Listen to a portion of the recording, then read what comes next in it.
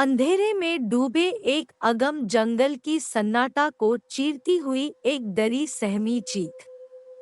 झाड़ियों के हिलने की आवाजें, मानो कोई अनदेखी आंखें घूर रही हों। जमीन पर खून के ताजा धब्बे, हवा में खौफ की सघन तह।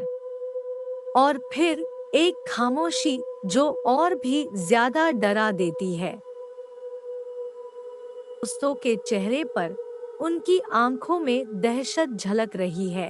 1990 का लखनऊ, तीन दोस्तों की जिंदगी के सपने उतने ही बड़े थे जितनी उनकी जेब खाली थी। अमर, शातिर और मंजरी मुंबई जाकर बेहतर जिंदगी की तलाश में जुटे थे। एक शाम अपनी पुरानी कार में बैठकर वो उम्मीदों के नक्शे लेकर निकल पड़े। रात होने तक वो उत्तर प्रदेश की सीमा पार कर चुके थे, जहां घना जंगल शुरू होता था। शॉर्टकट का लालच उन्हें उस जंगल की ओर खींच लाया।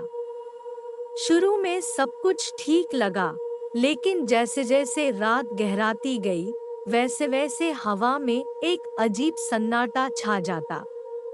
पेड़ों की काली परछाइयां राक्षसों का रूप लेने लगती और हवा में अदृश्य पंजे उनकी सांसें रोक देते। अचानक कार एक गड्ढे में फंस गई। घबराहट के बीच उन्होंने पाया कि टायर पंचर हो चुका था। टायर बदलने के लिए अमर कार से उतरा, जबकि शातिर और मंजरी अंदर डरे हुए बैठे रहे। तभी झाड़ियों के हिलने की आवाज सुनाई दी। आवाज पास आती गई और उनके सामने डाकुओं का एक गिरोह खड़ा हो गया। डाकुओं ने उनसे सारा सामान लूट लिया और मंजरी को बेरहमी से लूटने के बाद छोड़ दिया। शातिर क्रोध से कांप रहा था, लेकिन जबरदस्ती के डर ने उसकी जुबान बंद कर दी थी। अमर किसी तरह टायर बदलकर वापस आया, बस यही देखने के लिए कि उसकी दुनिया बिखर चुकी है। वो किसी तरह जंगल से निकल भागे और एक गांव में पहुंचे। गांव वालों ने उनकी मदद की और पुलिस को खबर दी, लेकिन जंगल का खौफ उनके साथ लौट आया था। अजीब सपने, अस्पष्ट आहटें और अकारण होने वाली हादसे उनकी जिंदगी का हिस्सा बन गए। मंजरी कुएं से पानी भरने के लिए गई थी। वो कुएं से पानी भर रही थी, तभी उसे लगा कि किसी ने उसके पैर पकड़ लिए हैं। वो घबरा गई और पीछे मुड़कर देखने की कोशिश की, लेकिन अंधेरे में कुछ भी नहीं दिख रहा था। वो जल्दी से कुएं से निकल आई और गांव वापस चली गई।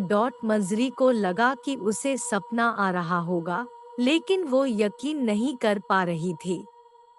वो सोच रही थी कि क्या उसे वास्तव में किसी ने छुआ था या वो बस अपने डर का शिकार हो रही थी। अमर बाजार में घूम रहा था। वो कुछ सामान खरीदने की सोच रहा था। तभी उसे लगा कि कोई उसके पीछे हवा में है, उसकी सांसें ले रहा है। अमर घबरा गया और पीछे मुड़कर देखने की कोशिश की, लेकिन कोई नहीं था। वो डर के मारे भाग खड़ा हुआ। अमर को लगा कि उसे सपना आ रहा होगा, लेकिन वो यकीन नहीं कर पा रहा था। वो सोच रहा था कि क्या उसे वास्तव में किसी ने छुआ था या वो बस अपने डर का शिकार हो रहा था। पांचवी घटना सबसे भयानक थी। तभी हवा में एक ठंडी लहर दौड़ी। शातिर अपने बिस्तर पर लेटा हुआ था और सोने की कोशिश कर रहा था, लेकिन वो नींद नहीं आ पा रहा था। उसे जंगल में हुए डरनाक अनुभव की याद आ रही थी। तभी उसे खिड़की से आहट सुनाई दी। वो घबरा गया और उठाकर बैठ गया। उसने खिड़की की तरफ देखा, लेकिन अंधेरे में कुछ भी नहीं दिख रहा था। शातिर ने सोचा कि उसे सपना आ रहा होगा और वापस लेट गया, लेकिन उसे फिर से खिड़की से आहट सुनाई दी। इस बार वो और भी ज्यादा डर गया। वो बिस्तर से नीचे उतरा और खिड़की के पास गया। उसने खिड़की खोली और बाहर देखा। अंधेरे में उसने एक सफेद आकृति को देखा जो उसकी तरफ देख रही थी। आकृति का चेहरा नहीं दिख रहा था, लेकिन शातिर को लगा कि वो बहुत ही भयानक है। उस आकृति की आंखें उसे घूर रही थी और उसे लग रहा था कि वो उसकी आत्मा को खा जाएगी। शातिर डर के मारे सिहर गया। उसने खिड़की बंद कर दी और वापस अपने बिस्तर पर जाकर बैठ गया। लेकिन वो अब सो नहीं पा रहा था। वो डर से कांप रहा था और उसे लगा कि वो मर जाएगा। वो सोच रहा था कि क्या उसे वास्तव में कोई आत्मा देखी थी या वो बस अपने डर का शिकार हो रहा था। शातिर ने फैसला किया कि वो अगले दिन इस बारे में अपने दोस्तों से बात करेगा। लेकिन अगले दिन जब वो अपने दोस्तों को इस बारे में बताने गया तो उन्होंने उसे नहीं माना। अमर ने कहा, तू डर गया था इसलिए तुझे ऐसा लगा होगा। मंजरी ने कहा, तू सिर्फ अपने दिमाग में अपने डर को घुसा रहा है। शातिर समझ गया कि उसके दोस्त उसे नहीं मानेंगे, लेकिन वो जानता था कि वो सच बोल रहा था। उसने अपने दोस्तों को छोड़ दिया और अकेले अपने कमरे में चला गया। शातिर अब और भी ज्यादा डरा हुआ था। वो नहीं जानता था कि उसे क्या करना चाहिए। वो बस एक ही बात सोच रहा था कि क्या वो भी उस आत्मा का शिकार बन जाएगा। एक रात तीनों दोस्तों को नींद नहीं आ रही थी। वो अपने अपने कमरों में बैठे थे और बातें कर रहे थे। तभी उन्हें एक अजीब आवाज सुनाई दी। वो आवाज उनके नामों को बुला रही थी।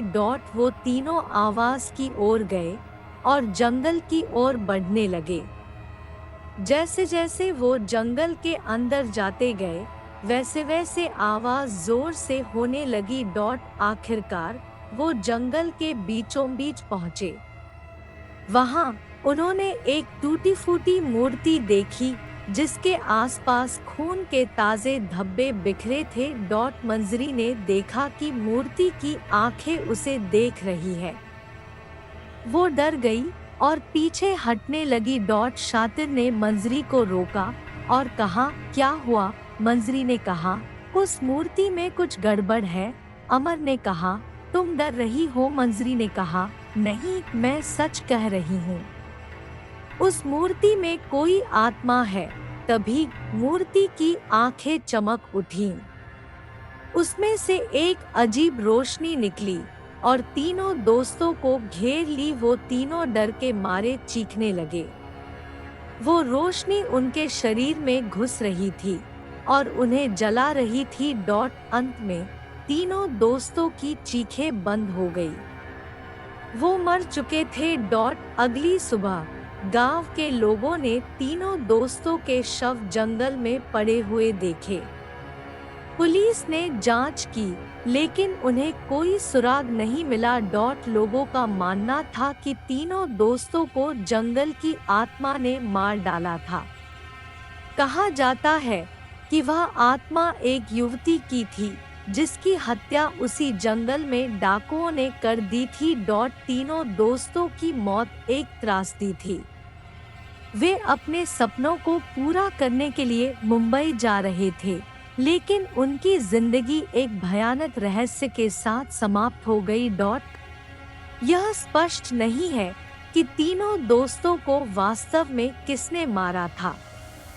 क्या यह वास्तव में जंगल की आत्मा थी या कुछ और?